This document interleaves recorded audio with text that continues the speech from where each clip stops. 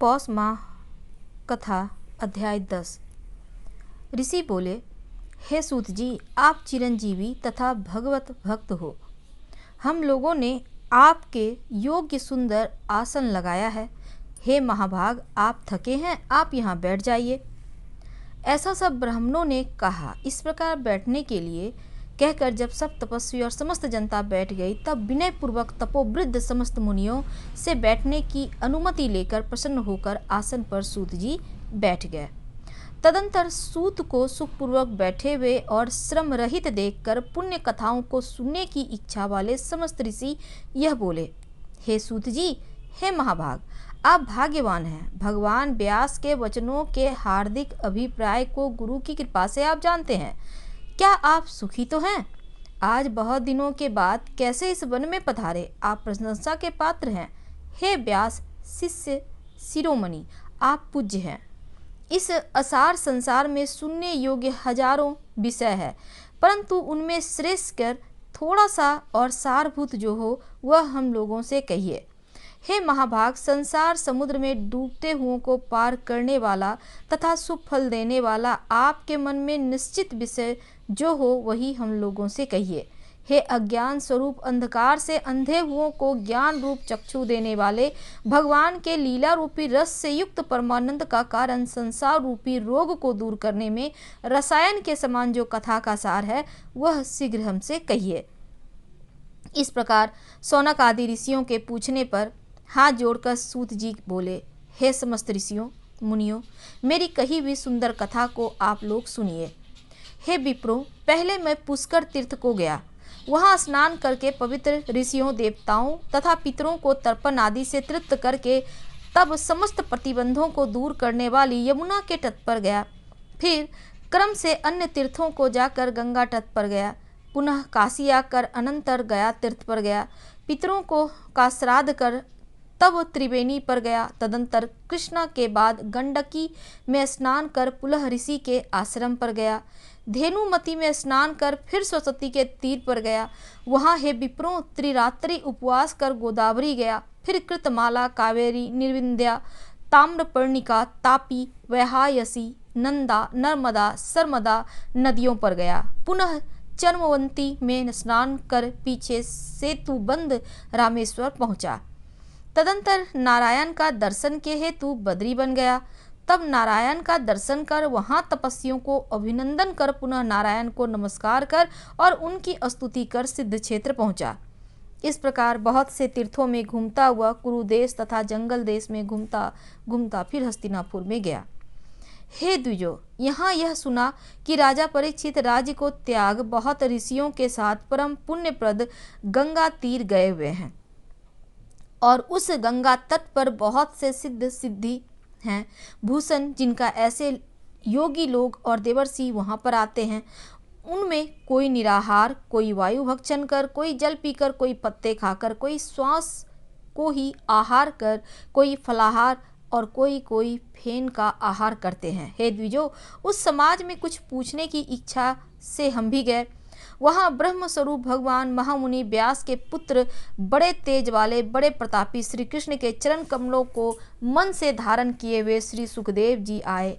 उन 16 वर्ष के योगीराज शंख की तरह कंठ वाले बड़े लंबे चिकने बालों से घिरे हुए मुख वाले, बड़ी पुष्ट कंधों की संधि वाले, चमकती हुई कांति वाले, अवधूत रूप वाले, ब्रह्म रूप थूकते हुए लड़कों से घिरे हुए, मोक्षिकाओं से जैसे मस्त हस्ती घिरा रहता है उसी प्रकार धूल हाथ में ली हुई स्त्रियों से घिरे हुए सर्वांग धूल रमाए महामुनि सुखदेव को देखकर सब मुनि प्रसन्नतापूर्वक हाथ जोड़कर सहसा उठ खड़े हुए।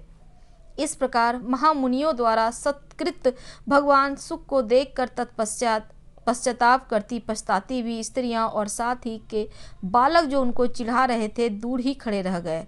भगवान सुख को प्रणाम करके अपने अपने घरों की ओर चले गए। इधर मुनि लोगों ने सुखदेव के लिए बड़ा ऊंचा और उत्तम आसन बिछाया। उस आसन पर बैठे हुए भगवान सुख को कमल की कर्णिका को जैसे कमल के पत्ते घेरे रहते हैं उसी प्रकार मुनि लोग उनको घेर कर बैठ गए। यहाँ बैठे हुए ज्ञान रूप महासागर के चंद्रमा भगवान महामुनि व्यास के पुत्र सुखदेव ब्राह्मणों द्वारा की गई पूजा को धारण कर तारागणों से घिरे हुए चंद्रमा की तरह शोभा पा रहे थे। सूत जी बोले, राजा परीक्षित के पूछने पर भगवान शुक द्वारा कथित परम पुण्यप्रद श्रीमद् भागवत सुखदेव जी के प्रसाद से सुनकर और अनंतन राजा का मोक्ष भी देखकर अब यहाँ यज्ञ करने को उद्यत ब्राह्मणों को देखने के लिए मैं आया हूँ और यहाँ यज्ञ में दीक्षा लिए हुए ब्राह्मणों का दर्शन करके मैं कृतार्थ हुआ। ऋषि बोले, हे साधो, अन्य विषय की बातों को त्याग कर भगवान कृष्ण द्वैपायन के प्रसाद से उनके मुख से जो आपने सुना है वही अपूर्व विषय हे सूत आप हम लोगों से कहिए। हे महाभाग, संसार में जिससे परे कोई सार नहीं, ऐसे मन को प्रसन्न करने वाली और जो सुधा से भी अधिकतर हितकर है, ऐसी पुण्य कथा हम लोगों को सुनाइए। सूत जी बोले, ब्राह्मण के चरु में क्षत्रिय का चरु मिल जाने से उत्पन्न होने पर भी मैं धन्य हूँ। जो श्रेष्ठ पुरुष भी आप लोग मुझसे पूछ रहे हैं, भगवान व्यास के मुख से मैं जो मैंने सुना है वह यथा ज्ञान मैं कहता हूँ।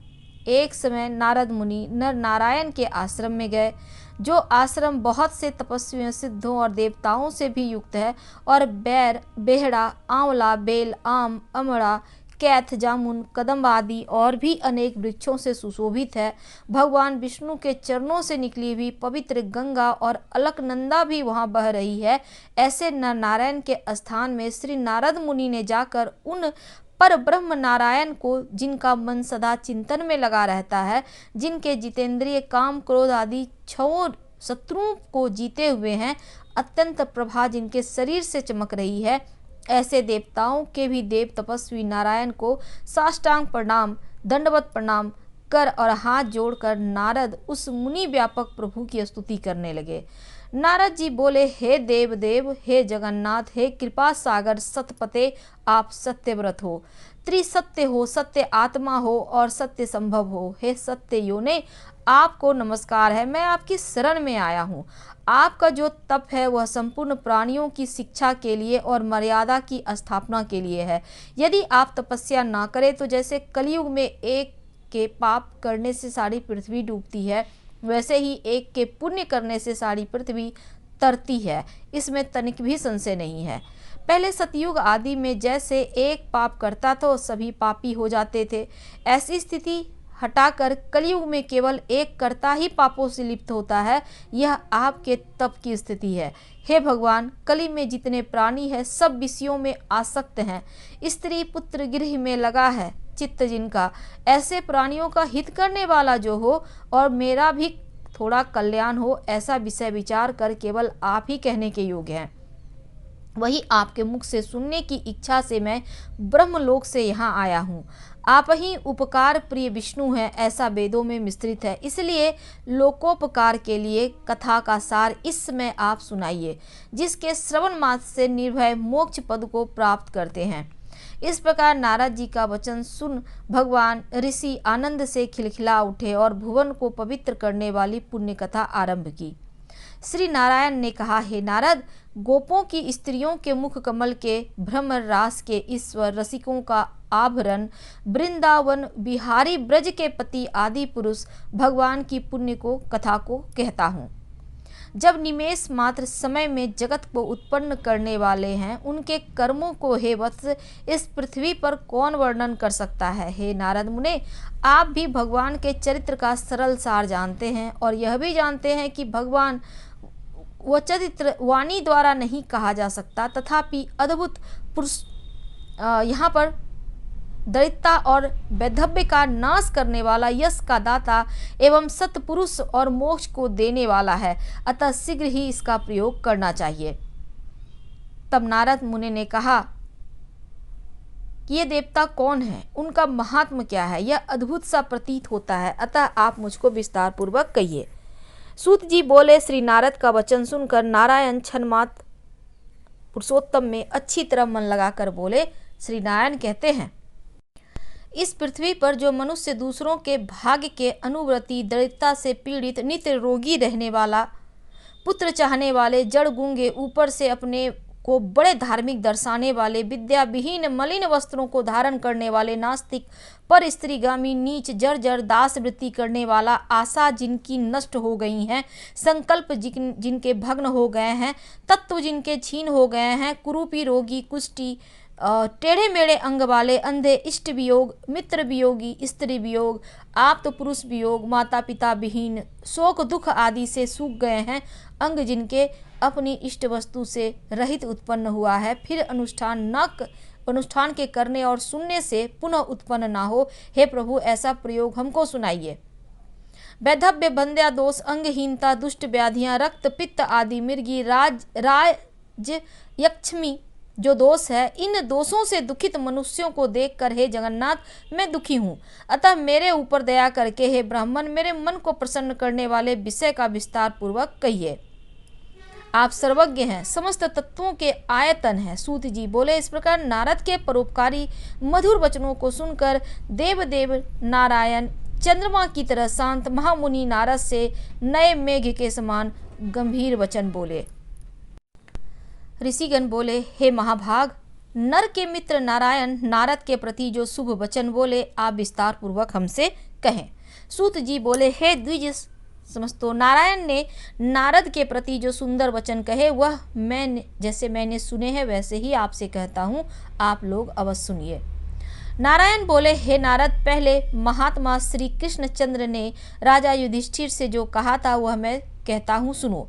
एक समय धार्मिक राजा अजात शत्रु युधिष्ठिर छल प्रिय धृतराष्ट्र के दुष्ट पुत्रों द्वारा ध्रुत क्रीड़ा में हार गए। सबके देखते देखते अग्नि से उत्पन्न हुई धर्मपरायण द्रौपदी के बालों को पकड़कर दुष्ट दुशासन ने खींचा और खींचने के बाद उसके वस्त्र उतारने लगा। तब भगवान श्री कृष्ण ने उनकी रक्षा की। पीछे पांडव राज्य को त्याग काम्यक वन को चले गए। वहां अत्यंत क्लेश से युक्त वे वन के फलों को खाकर जीवन बिताने लगे। जैसे जंगली हाथियों के शरीर में बाल रहते हैं, उसी प्रकार पांडवों के शरीर में बाल हो गए। इस प्रकार दुखित पांडवों को देखने के लिए भगवान देवकी सुत मुनियों के साथ काम्यक वन में गए।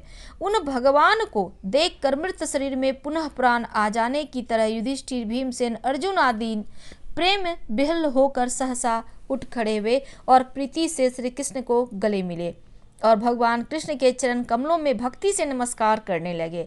द्रौपदी ने भी धीरे धीरे वहां आकर आलस्य रहित होकर भगवान को शीघ्र नमस्कार किया। उन दुखित पांडवों को मृग के चर्म के वस्त्रों को पहने देख और समस्त शरीर में धूल लगी हुई, रूखा शरीर, चारों तरफ बाल बिखरे हुए द्रौपदी को भी उसी प्रकार दुर्बल शरीर वाली और दुखों से घिरी हुई देखा। इस तरह दुखित पांडवों को देखकर वे अत्यंत दुखी हो गए। भक्त वत्सल भगवान धृतराष्ट्र के पुत्रों को जला देने की इच्छा से उन पर क्रुद्ध हुए। विश्व के आत्मा, बाहों को चढ़ा गुरेर कर देखने वाले, करोड़ों काल के कराल मुख की तरह मुख वाले, धधकती हुई प्रलय की अग्नि के समान उठे हुए, होठों को दांत के नीचे जोर से दबाकर तीनों लोकों को जला देने की तरह ऐसा उद्यत हुए जैसे श्री सीता के वियोग से संतप्त भगवान रामचंद्र को रावण पर जैसा क्रोध आया था। उस प्रकार से क्रुद्ध भगवान को देखकर कांपते हुए अर्जुन कृष्ण को प्रसन्न करने के लिए द्रौपदी, धर्मराज तथा और लोगों से भी अनुमोदित होकर शीघ्र ही हाथ जोड़कर उनकी स्तुति करने लगे। अर्जुन बोले, हे कृष्ण, हे जगत के नाथ, हे नाथ, मैं जगत से बाहर नहीं हूँ, आप ही जगत की रक्षा करने वाले हैं। हे प्रभु, क्या मेरी रक्षा आप नहीं करेंगे? जिनकी नेत्र के देखने से ही ब्रह्मा का पतन हो जाता है, उनके क्रोध करने से क्या नहीं हो सकता? यह कौन जानता है कि क्या होगा? हे संसार करने वाले, क्रोध का संहार कीजिए। हे तात, हे पात, हे जगत पते, आप ऐसे महापुरुषों के क्रोध से संसार का प्रलय हो जाता है। संपूर्ण तत्व को जानने वाले, सर्व वस्तुओं के कारण वेद और वेदांग के बीज आप साक्षात श्री कृष्ण हैं। मैं आपकी वंदना करता हूँ। आप ईश्वर हैं। इस चराचरात्मक संसार को आपने उत्पन्न किया है। सर्वमंगल के मांगल्य और सनातन के बीज रूप हैं। इसलिए एक के अपराध से अपने बनाए समस्त विश्व का आप नाश कैसे करेंगे? कौन भला ऐसा होगा जो मच्छरों को जलाने के लिए अपने घर को जला देता हो? श्री नारायण बोले कि दूसरों की वीरता को मर्दन करने वाले अर्जुन ने भगवान से इस प्रकार निवेदन कर प्रणाम किया। सूत जी कहते हैं, श्री कृष्ण ने अपने क्रोध को शांत किया और स्वयं भी चंद्रमा की तरह शांत हो गए। इस प्रकार भगवान को शांत देखकर पांडव स्वस्थ हुए। अगली कथा हम कल आपसे मिलेंगे।